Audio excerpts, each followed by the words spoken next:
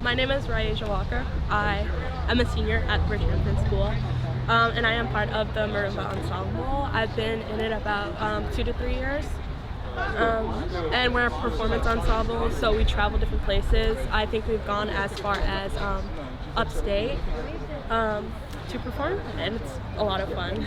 I'm Jonah. I've been in marimba since freshman year, and I'm a senior right now. But yesterday was the last day of school, so we're moved on. And this is my favorite part of school, and I love it so much. Hi, my name is Neo Simmons. I am a sophomore at Bridgehampton High School. I play the bass on the marimba. I honestly think the marimba is great. Marimba is a great group. You can bond with your friends, you can bond with each other and meet new people, and you can go to new places like Raisha said, we went to upstate before. It was really great. I would like to add that it would not be possible without Mr. Elliott. He plays a tremendous role with this group, and we're forever grateful for him.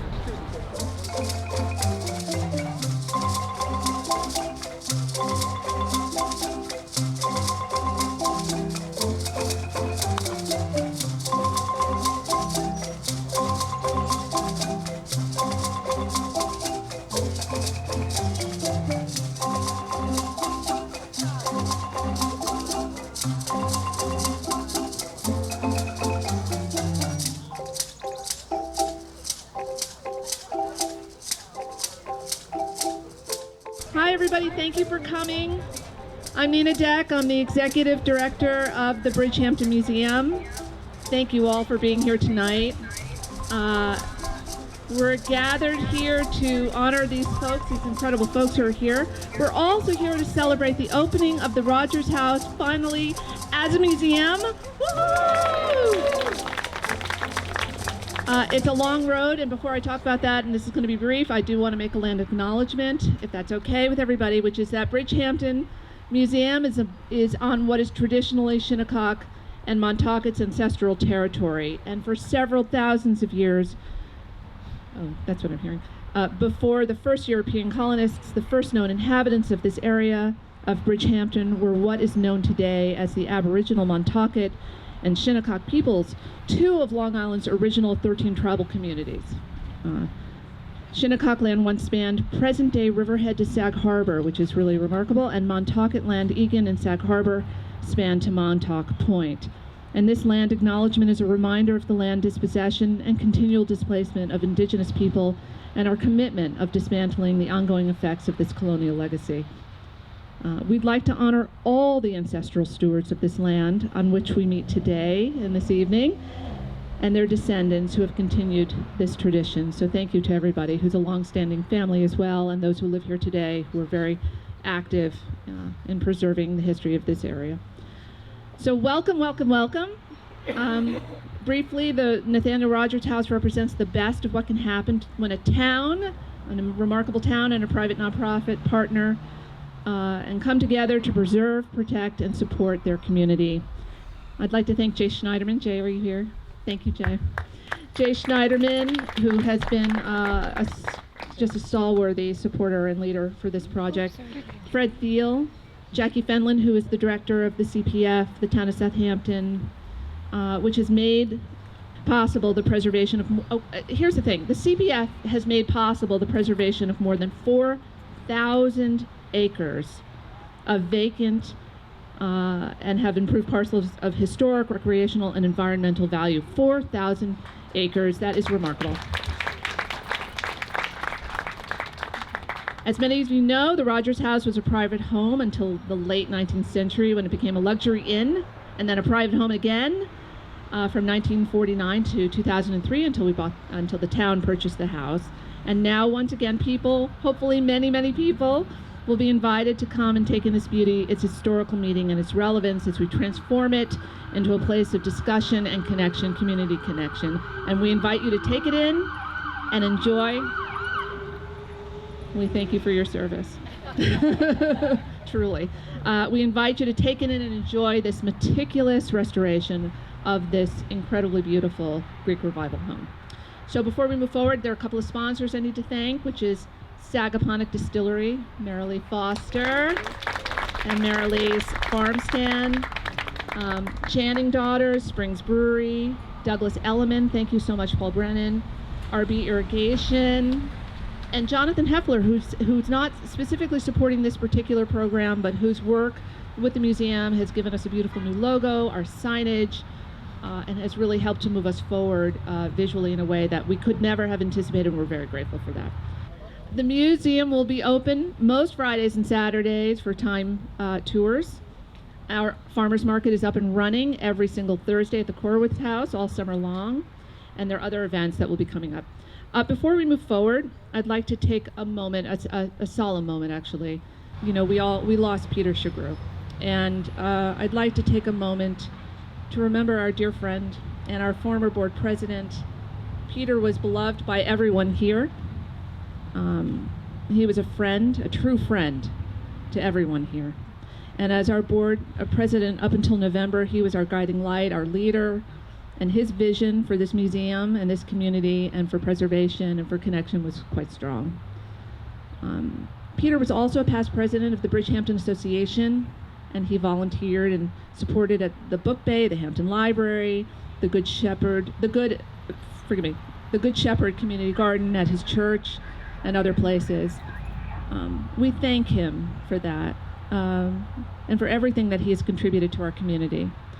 And we'd also like to thank his children. I don't know if Justin or Peter are here, but they've very generously asked people to donate money to the museum in lieu of buying flowers.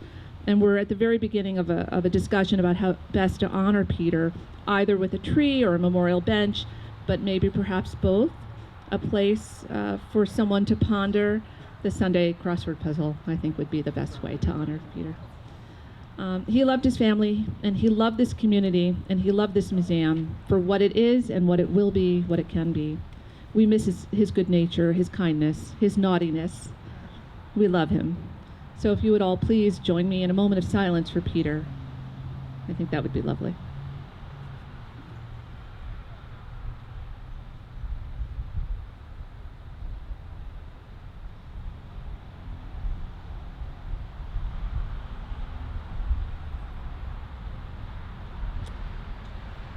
Thank you. And finally now, before I introduce Janet Ollinger, everyone knows Janet, I hope, I'd just like to say a few words about Janet Ollinger. Community Stars was Janet's beautiful idea. She's the creator of this event and the tireless force of nature who has made it happen. I just would like to acknowledge that there are many board members who are here, Andrea Medeo, who's very instrumental, and others who really helped along the way.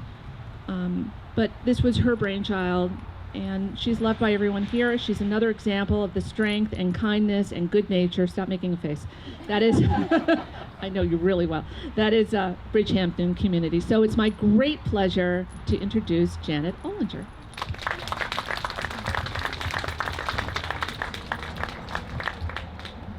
Hello, everyone, and welcome to the Bridgehampton Community Stars. Welcome to our stars, and welcome to our community. A dear friend once asked me if I knew why she and her husband decided to settle in Bridgehampton. Her answer, because it's not Southampton and it's not East Hampton. We smiled at each other, and together we said, it's Bridgehampton. Bridgehampton is a special place, and we have so many stars. When we first discussed having a community star event, my hope was to have a separate group of stars each year. A friend said, what if you run out of stars? I said, this is Bridgehampton. We will never run out of community stars. The decision to honor the Bridgehampton School, the firehouse and EMS, and the post office was based on the last 3 years. Each of these institutions and the people who are representing the institutions were instrumental in getting us through the troubles. The fire and EMS, represented by Nick Hemby and Taylor Vesky, rescued us, and they continue to rescue us. The Bridgehampton School, represented by Michael Miller, educated our kiddos and supported our families. Our fabulous post office crew, Anthony Bernhardt, Michelle Stevens, Tony Curtis Lambert, Okay, come on, let's be real. Outside of our pods, these were the only people we saw. And the post office workers know so much about us. They know, quietly, it is true. They know our birthdays when cards are showing up in the mail. They know about our animals when Chewy boxes are showing up. They know our box numbers. They know the day Argentina won the World Cup and John Millard cut the line to show Tony his Argentina jersey. They know it all. Right up until the time you have to renew your post office box. They've never seen you. They've never met you. They want 4 forms of ID, a pint of blood, and an iris scan. But that's great. They have always kept us connected. We are thankful for you all. For right now, please give a big cheer for Nick Chief Hemby and Captain Taylor Vesky representing the Bridgehampton Fire and EMS. Nick, if you would say a couple words.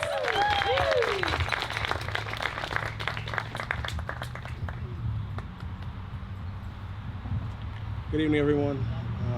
Thank you, Janet, for putting this together, and all the board members, thanks for having us here. Captain Vesky and I are very happy to be here and represent the Bridgehampton Fire Department. And we have a whole bunch of us in that back corner back there, guys. Come on. The community would not be the way it is without our membership. And if you guys are able and willing, I have applications in my truck. And I would gladly invite you all down to help us out in the community. But thank you all so much for this acknowledgement. And really, we just do it all for you guys. Thank you so much.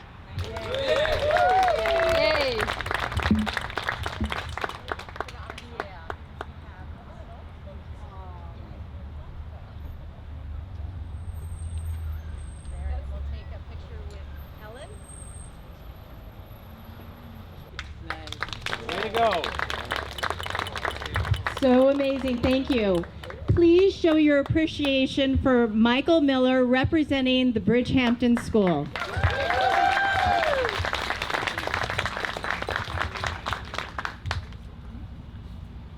Well, thank you guys so much. How about a big round of applause for Nina and Janet and all that they do for the museum and our school district. I am honored and humbled to accept this award. It's not for me, it's on behalf of the Bridgehampton School District. The district is extremely grateful for this recognition and all the museum does for this amazing community. I would like to congratulate the post office and the Bridgehampton Fire Department on receiving awards tonight, as they deserve this recognition for all that they do for this great community as well. Just one small example, the post office is always assisting the school district. As you can imagine, the amount of mail that we send per year, they're always very helpful and very accommodating, and obviously the fire department assists us in the EMS. They cover athletic contests at schools. Ms. Vesey and Mr. Scretch also provide CPR training recently for our staff, so we are so thankful for everything you do for this community, and so thankful for the people in the back who work at the fire department and the EMS as well. So I'll have another round of applause for a couple graduates back there as well. Recent graduates. Anyone who knows our districts knows how special of a place it is. It's a place where people come together and no one gets left behind. A little about our history and the changes over time. If you've been in Bridgehampton a long time, in the 1980s, in the 1990s, there were strong discussions if we should even have a school here in Bridgehampton. Some community members wanted to close the school, unfortunately, while others wanted the school to be an elementary school, only sending our high school students to neighboring districts. I was not part of those conversations, as I was not even born yet. But now I'm here, and I'm so happy that the school district stayed open. If you do not know the staff, we do have one here tonight. How about a round of applause for Ms. Amaro Zhu? They're all amazing individuals who go above and beyond for our students. We are a small district. We're a little over 200 students. The school is the closest thing you will find to a private school, though, but we are still a public school. In 2015, I came to Bridgehampton as the athletic director. If you know Bridgehampton, you knew I took over from Marianne Jules and Eric Bramoff. If you know Marianne, you know she is one of the legends here in Bridgehampton, working over 30 years here. So my only goal as a new administrator was not to mess up what Marianne has put together so well over the last 30 years. When I first arrived in Bridgehampton, though, there was this talk of a $30 million bond in order to expand our school district. The goal of the bond was to further provide more experiences for our students, while at the same time updating our facilities, updating our curriculum, and providing more opportunities for our students. To me, this would solidify the special place never closing. In 2018, I became the principal while at the same time the construction on the bond started. We are extremely thankful to everyone here who is a community member for passing the bond. It has taken our school to the next level. We have always been known for a basketball school. With 9 state championships and a New York State Hall of Fame coach, Bridgehampton legend Carl Johnson, who's returning next year. Everyone's happy about Coach returning next year. Obviously, if you know Coach, he's an amazing individual. He's here on the board. He's an unbelievable person, and we love him. We're so glad to have him back. As the AD, and obviously, I love athletics. With that said, though, when I took over as principal, I wanted us to be known as something other than just athletics. First and foremost, I wanted us to be known for our character. Second, our academic achievements. And third, our extracurricular activities. If you're a good person who continues to do the right thing, we tell our students, no matter what you decide after high school, good things will happen to you.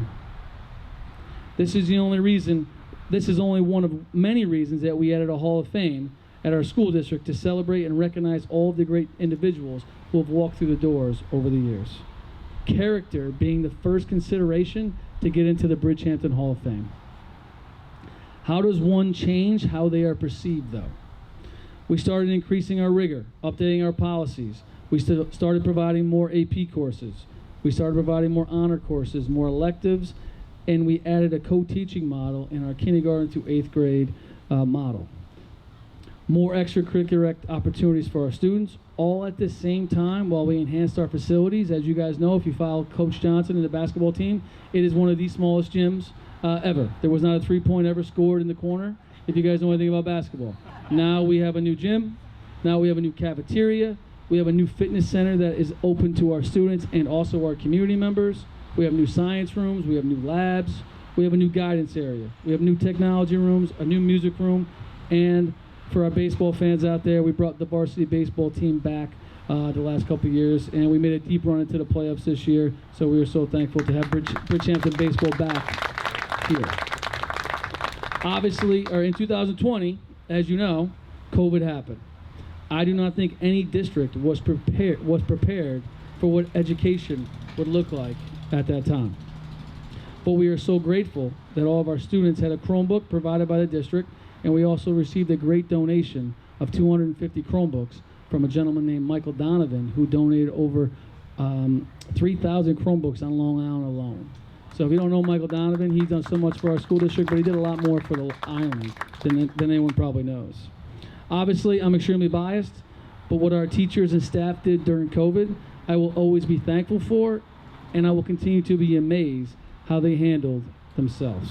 Continuing with the emotional support along the way, also adding a level of rigor while on Google Meets, providing social and emotional support that no other school district, in my opinion, would have had. This was the hardest times in education, and this all affected us in many different ways. Think back to 2020 and 2021, how this affected you personally. But I will forever be grateful for how the staff accepted the challenge, continued to put the students' needs first. And I think something that's been forgotten over the years or during COVID, we forget that the staff have their own families as well.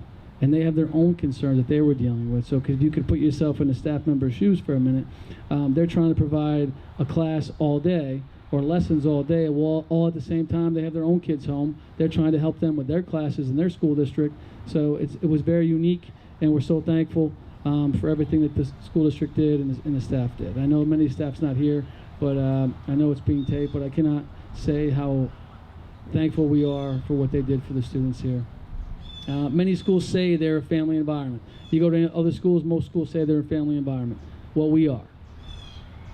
All the staff know each other. They know all the students. We know all the parents, and they know us. With a partnership with the staff, parents, and the community at large here, this is why our district is so special and continues to flourish. It's because of stakeholders in this community such as Mr. Bernhardt, Ms. Stevens, Mr. Lambert, Chief Hemby, Captain Bessie, and so many others in this school district, or school community. I have been extremely lucky to be just a small part of this amazing community, and I'm so thankful for you guys welcoming me with your open arms. I'm so thankful for this community, the school district, and the community at large. Thank you guys so much for this honor. Our school district deserves it, but thank you so much.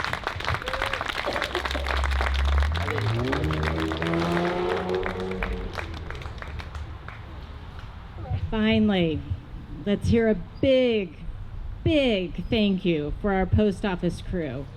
Anthony Bernhardt, who has been a member of our post office for 36 years. 36 years.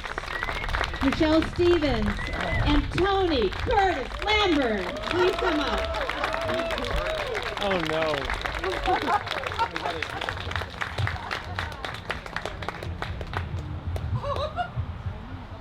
Okay, everyone, just to let you know, Tony is deaf, so please bear with him. Do you want to have anything to say? Okay, try to speak. Tony, can you hear me? Yes. And Tony's saying, well, you would ask me. And Tony's saying, okay, I want to thank you all. I want to thank all of you. You're like family to me. In this whole community, the support of each other. It's been so successful through hard times in life. And our community together is so important. And the support is really just crucial. And I'm just hoping that we persevere and we don't give up. That's what I want.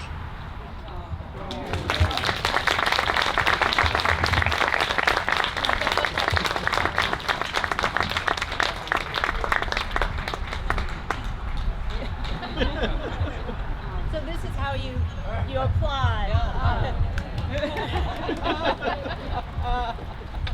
Oh, it's wonderful. Yay. Wow. Okay. We're missing one other person, Michelle. I wish she was here so she'd be here and speak to. I've been at the post office for 22 years going on this November. Tony's been here for 35. Michelle's been here for 30, I do believe. When we did when the pandemic hit, it was very, very, very nutty.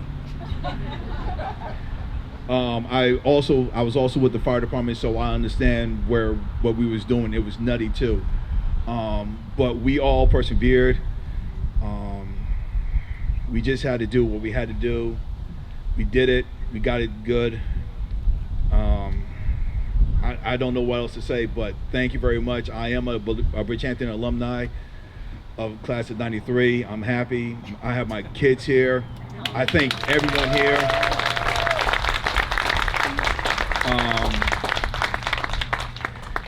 To my great friend Peter Cerugi, I always joked with him.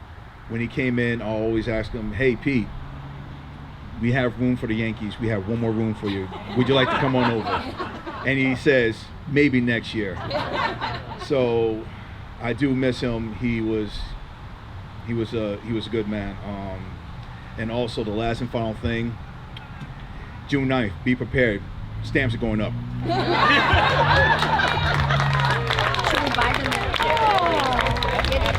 Okay, so to our community stars, one last big applause with